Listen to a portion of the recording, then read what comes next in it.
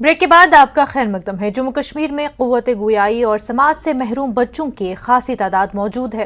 اگرچہ بچوں میں غیر معمولی صلاحیتیں ہوتی ہیں، لیکن ان کی تعلیم اور تربیت کے لیے درکار بنیادی ڈھانچے کی کمی کی وجہ سے انہیں کافی مشکلات کا سامنا ہے۔ پیش مدثر قادری کی خاص رپورٹ۔ عام بچوں کی طرح کھیلتے دوڑتے یہ بچے قوت گویائی اور سماج سے محروم یعنی ڈیف اینڈ ڈمب ہیں۔ ماہرین کے مطابق ان بچوں کی دنیا بھی عام بچوں کے ساتھ میل کھاتی ہے، لیکن سماج میں انہیں سمجھنے کی مہارت کی کمی ان کے لیے ایک بڑا مسئلہ ہے۔ ایسے بچوں کو کبھی کبھی اپنے والدین اور دیگر افراد خانہ بھی نہیں سمجھ پاتے ہیں، جس کی وجہ سے ایسے بچوں کے حوصلے پست ہو جاتے ہیں۔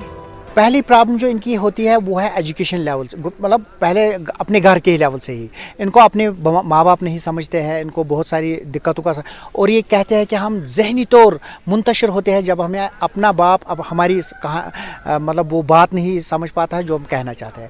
اس کے بعد جب یہ اپنے آس پڑوس میں جاتے ہیں کھیلنے کے لیے تو سارے بچے ان کو نہیں سمجھتے ہیں۔ کچھ بچوں جن کے ساتھ ان کا تھوڑا اور لگا ہوتا ہے، ایک یا دو بچے ان کے ساتھ ہی کھیلتے ہیں، باقی بولتے ہیں کہ ہمیں کمیونیکیشن پرابلم ہوتی ہے۔ ہیومینٹی ویلفیئر آرگنائزیشن کے چیئرمین اور پدما ایوارڈی جاوید احمد ڈاک گزشتہ کئی دہائیوں سے ایسے بچوں کے حقوق اور بازآباد کاری کے لیے سرگرم ہیں۔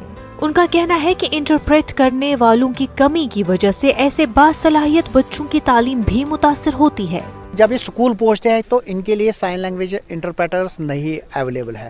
جب سائن لینگویج انٹرپریٹرز اویلیبل نہیں ہے تو ان کی صرف انٹیگریشن ہوتی ہے، مطلب یہ ایکسکلوڈ ہو جاتا ہے، انکلوژن نہیں ہوتا ہے، اور یہ مطلب اپنے لیول سے جو ان کی انٹیلیجنس لیول ہے اس سے بہت کم یہ کرتے ہیں، پرفارم کرتے ہیں، کیونکہ جب یہ ان کو پتہ ہی نہیں چلتا ہے کہ ٹیچر کیا بول رہا ہے، کیا لکھ رہا ہے، کس موضوع پہ زیادہ بات چل رہی ہے۔ پرائم منسٹر آف انڈیا نے یہ بھی اعلان کر دیا کہ ہم رجسٹر کریں گے اس زبان کو جو سائن لینگویج زبان ہے، جیسے ہندی، انگلش، باقی زبانیں ہیں، اگر وہ جلدی ہو جاتا تو ان کے لیے ماں کے اور زیادہ بنتے۔ بج بہاڑا میں منعقدہ حالیہ سپورٹس فیسٹیول میں قوت گویائی اور سماج سے محروم بچوں نے اپنی صلاحیتوں کا بھرپور مظاہرہ کیا۔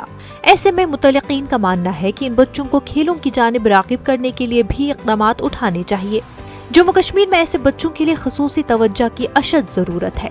ایسے بچوں کے ساتھ جو اسپیشلی ایبلڈ بچے ہیں، ان کے ساتھ پہلے ان کے ساتھ کمیونیکیٹ کرنا، پھر ان کو کسی کھیل کے میدان میں لانا ہے، ان کے اندر کا جو ٹیلنٹ ہے اس کو ابھارنا ہے، یہ بہت بڑی کوشش۔ ان بچوں کے ٹیلنٹ کو باہر لانے کے لیے بہت زیادہ کوشش کی ضرورت ہے، اس کے لیے بہت ہی صبر کی ضرورت ہے، اور یہ بہت ہی صبر آزما کام ہے۔ جو اسپورٹس کونسل یا اسپورٹس ڈپارٹمنٹ جو ہے وہ ان بچوں کو تھوڑا سا اگنور کر رہے ہیں، ان پہ نظر زیادہ نہیں ہے۔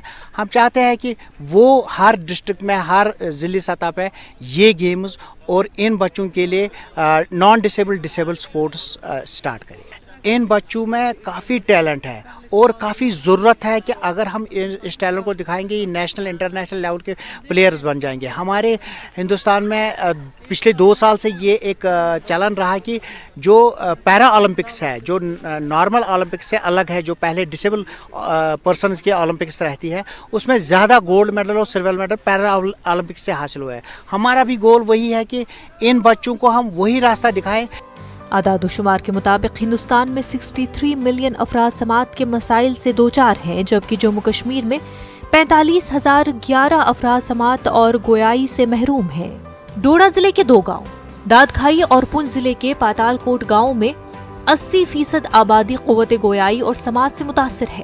ایسے میں ان افراد کی بازآباد کاری کے لیے سرکاری اور انفرادی سطح پر اقدامات اٹھانے کی بے حد ضرورت ہے۔ جموں کشمیر میں ایسے بچوں کے لیے ایجوکیشن، سپورٹس سمیت دیگر اہم سیکٹرز میں نہ کے برابر کام کیا گیا ہے۔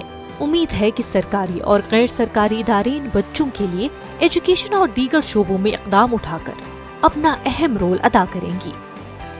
Bureau report, news 18، Jammu Kashmir, Ladakh.